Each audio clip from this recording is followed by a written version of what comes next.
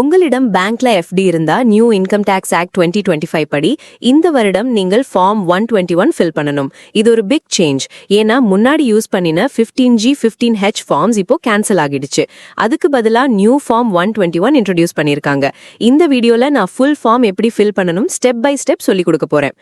இந்த ஃபார்ம் கொஞ்சம் காம்ப்ளிகேட்டட் தான். ஏன்னா இதுல உங்கள் ப்ரீவியஸ் ஐடிஆர் டீடைல்ஸ் கூட ஃபில் பண்ணணும். நீங்கள் சீனியர் சிட்டிசனா இருந்தாலும் பிலோ 60 இருந்தாலும் இல்ல HUF இருந்தாலும் எல்லாருக்கும் சேம் ஃபார்ம் தான். ஒரே ஃபார்ம் 121. அதனால் நீங்கள் தவறா ஃபில் பண்ணினா ரிஜெக்ட் ஆகிடும். ரிஜெக்ட் ஆனா என்ன ஆகும் அப்படின்னா உங்கள் FD இன்ட்ரெஸ்ட்ல பேங்க் TDS கட் பண்ணிடும். அதனால் உங்க ரிட்டர்ன் குறையிடும். அதனால் இந்த வீடியோ ரொம்ப இம்பார்ட்டன்ட். கடைசி வரை பார்த்து புரிஞ்சுக்கோங்க. பார்ட் 1 நான் ஆல்ரெடி அப்லோட் பண்ணிட்டேன். அதை முதல்ல பார்த்தா ஃபுல் ப்ராசஸ் கிளியர் ஆகும். அப்புறம் இந்த வீடியோ பார்த்தா ஈஸியா புரியும். இப்போ நாம் ஃபார்ம் 121 எப்படி ஃபில் பண்ணணும் என்று ஸ்டார்ட் பண்ணலாம். First section name. இங்க என்ன ஃபில் பண்ணணும் அப்படின்னா உங்கள் பேன் கார்டுல இருக்கிற நேம் எக்ஸாக்டா சேமா எழுதணும். எந்த ஷார்ட் ஃபார்ம் கூட யூஸ் பண்ணக்கூடாது. ஃபுல் நேம் எழுதணும். Next address. இங்க நீங்கள் பேங்க்ல அப்டேட் பண்ணி வைத்திருக்கும் அட்ரஸையே எழுதணும். வேற அட்ரஸ் எழுதக்கூடாது. அதாவது flat number, street name, area, pin code, city, state எல்லாமே கம்ப்ளீட்டா எழுதணும். நான் இந்த ஃபார்ம் அட்டாச் பண்ணியிருக்கேன். அதை பிரிண்ட் எடுத்துக்கிட்டு யூஸ் பண்ணிக்கலாம். இது எல்லா பேங்க்ஸ் கொண்டு applicable. Next permanent account number, அதாவது பேன் நம்பர். இதை கேபிட்டல் லெட்டர்ஸ்ல கிளியரா எழுதணும்.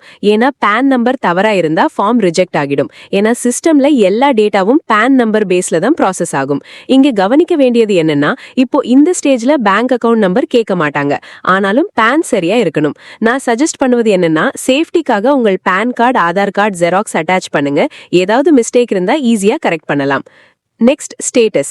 இதுல உங்கள் கேட்டகரி என்னன்னு சொல்லணும். எக்ஸாம்பிளுக்கு சச்சின் ஃபார்ம் ஃபில் பண்றாருன்னா அவர் இண்டிவிஜுவல், அதனால் இண்டிவிஜுவல்னு எழுதணும். சப்போஸ் உங்களிடம் HUF இருந்தா நேம்ல சச்சின் HUFனு எழுதணும். ஸ்டேட்டஸ்ல HUFனு மென்ஷன் பண்ணணும்.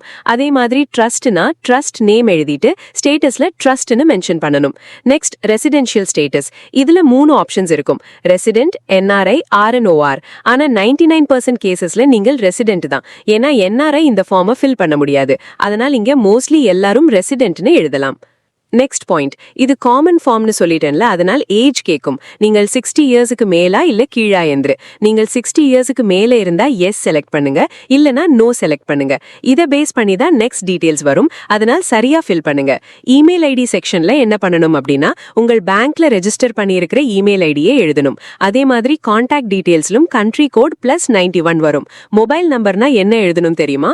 இன்கம் டாக்ஸ்ல ரெஜிஸ்டர் பண்ணின நம்பர் இல்ல, பேங்க்ல ரெஜிஸ்டர் பண்ணிய மொபைல் நம்பர் தான். இதோட ஃபர்ஸ்ட் பேசிக் செக்ஷன் கிளியர் ஆயிடுச்சு.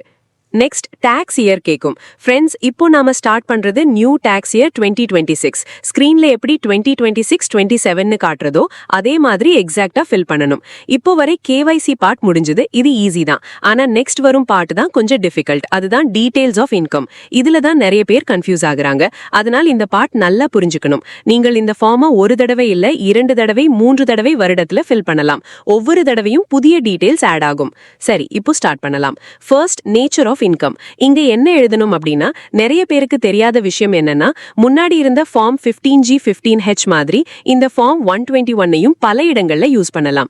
நம்ம மைண்ட்ல யூசுவலா FD இன்ட்ரெஸ்ட்க்கு மட்டும் தான் யூஸ் பண்ணுவோம்னு நினைப்போம். ஆனா அது மட்டும் இல்ல. EPF, LIC கமிஷன் மாதிரி இன்னும் நிறைய இன்கம் டைப்ஸ்க்கு இந்த ஃபார்மை யூஸ் பண்ணலாம். ஆனா நாம இப்போ பேங்குக்கு சப்மிட் பண்றோம் என்பதால் நம்ம FD இன்ட்ரெஸ்ட்க்கு தான். அதனால் இங்க இன்ட்ரெஸ்ட் ஆன் FDR அல்லது பிக்ஸட் டெபாசிட், ரெக்கரிங் டெபாசிட் இரண்டையும் மென்ஷன் பண்ணலாம். இதுதான் நீங்கள் டிக்ளேர் பண்ற income. Next, estimated income for which the declaration is made. இதுல என்ன பண்ணணும் அப்படின்னா எக்ஸாம்பிளுக்கு உங்களிடம் 50 lakh FD இருந்தா அதுல இன்ட்ரெஸ்ட் சுமார் 3 lakh வரும்னு அசியூம் பண்ணலாம். அப்படின்னா இங்க 3 lakhன்னு எழுதணும். அதாவது இந்த அமௌண்ட்டுக்கு தான் நீங்கள் ஃபார்ம் சப்மிட் பண்றீங்க. Next point 11. Details of Form 121 other than this form filed during the year. நீங்கள் ஏப்ரல்ல ஃபர்ஸ்ட் டைம் ஃபில் பண்றீங்கன்னா இங்க சிம்பிளி நாட் அப்ளிகபிள்னு எழுதலாம். ஆனா சப்போஸ் நீங்க லேட்டர் ஜூலைல இன்னொரு FD 50 lakh போட்டீங்கன்னா அதுக்கும் 3 lakh இன்ட்ரெஸ்ட் வரும். அப்போ நீங்கள் செகண்ட் டைம் ஃபார்ம் ஃபில் பண்ணும்போது இங்க 1ன்னு எழுதணும். அதாவது நான் ஆல்ரெடி ஒரு ஃபார்ம் ஃபில் பண்ணிட்டேன் என்று. கவர்மெண்ட் என்ன செக் பண்றாங்கன்னா நீங்கள் ஃபில் பண்ற டோட்டல் இன்கம் லிமிட் எக்ஸீட் ஆகுதா இல்லையா என்று. சீனியர் சிட்டிசன்ஸ்க்கு 12 lakh வரை, அதர்ஸ்க்கு 4 lakh வரை லிமிட் இருக்கும். Next, total number of form 121 filed earlier. இதுல நீங்கள் earlier எத்தனை ஃபார்ம் ஃபில் பண்ணினீங்கன்னு எழுதணும். எக்ஸாம்பிளுக்கு 1. Next, aggregate amount of income for which form 121 filed. நீங்கள் earlier ஃபார்ம்ல டிக்ளேர் பண்ணிய இன்கம் என்னன்னு எழுதணும். எக்ஸாம்பிளுக்கு ஃபர்ஸ்ட் டைம் 3 lakh எழுதுனீங்கன்னா இங்கவும் 3 lakh எழுதணும். Next, aggregate amount of income for which declaration is made during the tax year. இதில் என்ன பண்ணணும் அப்படின்னா total calculation. ஏப்ரல்ல 3 lakhs, ஜூலைல இன்னொரு 3 lakhsனா total 6 lakhs ஆகும். இதை எஸ்டிமேட்டா எழுதணும், exact accuracy அவசியம் இல்ல. முக்கியம் என்னன்னா லிமிட் குள் இருக்கணும். அடுத்த main point 13. Estimated total income of the tax year including above income. இதில் என்ன பண்ணணும் அப்படின்னா FD interest மட்டும் இல்ல, உங்க total income எல்லாம் சேர்த்து எழுதணும். எக்ஸாம்பிளுக்கு ரெண்ட் இன்கம் இருக்கலாம், கேபிட்டல் கெயின் இருக்கலாம், பென்ஷன் இருக்கலாம், சேவிங்ஸ் இன்ட்ரெஸ்ட் இருக்கலாம், எல்லாத்தையும் சேர்த்து ஓவரால் இன்கம் 9 lakhs அல்லது 10 lakhsனு சிம்பிளா எழுதணும். இங்க நெட் இன்கம் கான்செப்ட் வரும், அதையும் கவனிக்கணும். Next, details of ITR filed. நீங்கள் ஐடிஆர் ஃபைல் பண்ணவே இல்லனா இங்க நாட் ஆப்ளிகபிள்னு எழுதலாம். அதாவது ஐடிஆர் ஃபைல் பண்ண வேண்டிய ரிக்வயர்மெண்ட் இல்லன்னு மீனிங். ஃப்ரெண்ட்ஸ், ஒரு முக்கியமான பாயிண்ட் கவனிக்கணும். 12 lakhs வரை இன்கம் இருந்தா டிடிஎஸ் கட் ஆகாது, அது ட்ரூ. ஆனா அதனால் இன்கம் எக்ஸெப்ட் ஆயிடுச்சுன்னு அர்த்தம் இல்ல. டிடிஎஸ் மட்டும்தான் வேவ் ஆகுது, அதனால் ஐடிஆர் ஃபைல் பண்ண வேண்டியது இல்லைன்னு நினைக்காதீங்க. ஐடிஆர் ஃபைல் பண்ணுவது ஸ்டில் கம்பல்சரி, அதனால் கண்டிப்பா ஃபைல் பண்ணுங்க.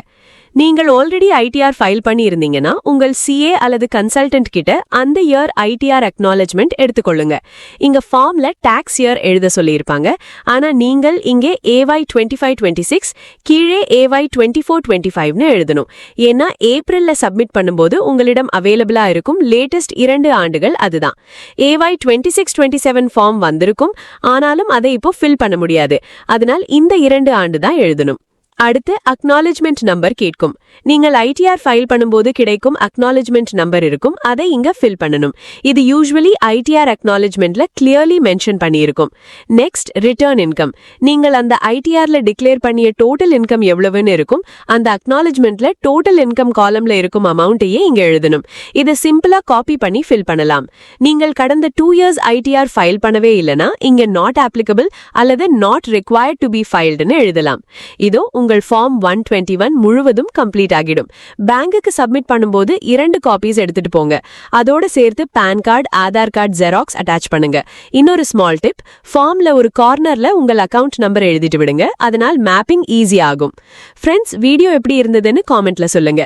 யூஸ்ஃபுல்லா இருந்தா லைக் பண்ணுங்க.